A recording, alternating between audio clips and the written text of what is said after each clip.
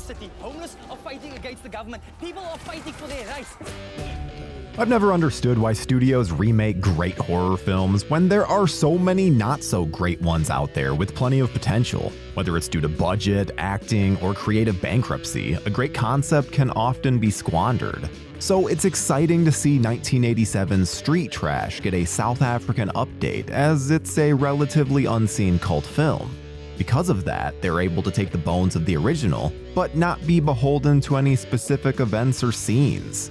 And the results are entertaining as hell. The plot of Street Trash involves a group of homeless misfits who uncover a government scheme to take out homeless people. They each have a certain degree of charm that it's easy to sympathize with them and their plight. The actors did a great job and really blew away my expectations. There were a couple of deaths that genuinely made me sad since they'd been such entertaining characters. It's so difficult to actually get an audience to care about side characters, yet this does a great job of it. And then the villains are so blatantly evil that any comeuppance they get is so rewarding.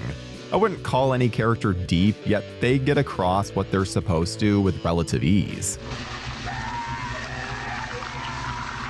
I'll be perfectly honest, I don't have exact recall of the original film, but its connections feel rather light. I mostly just watched this as its own thing, but was obviously aware of those loose connections. There's no mysterious booze that causes all of this. It's actually a substance created by the government. There's a fun reference to the genital mutilation scene from the '87 film, firmly putting this in the same type of tone and world.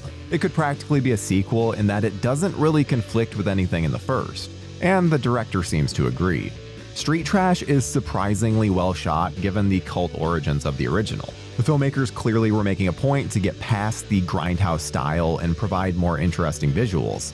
The gore is absolutely fantastic, with plenty of ooey gooey sliminess to satiate gore hounds.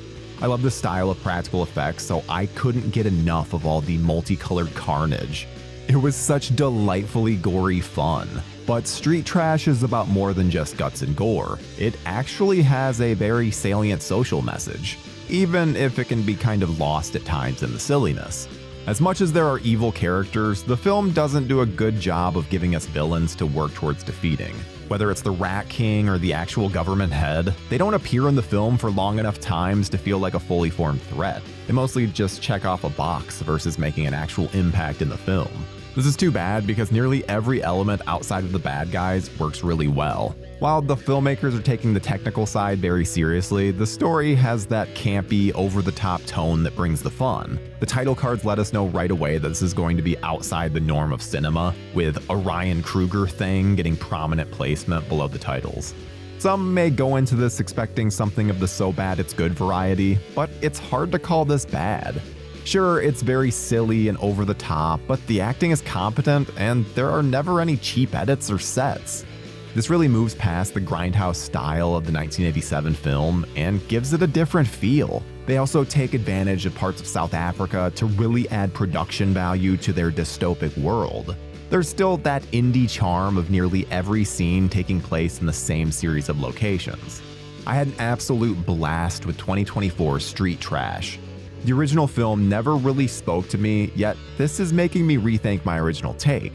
Despite its low budget, the story never feels constrained, and the unambiguous black-white dynamic of good and evil really worked for me. While it's still got cult movie vibes, there's clearly a lot of love and talent behind the camera that pushes this above similar fare, which is why I give 2024's Street Trash a 7 out of 10. We don't want this party turning into a massacre. Massacre sounds good to me.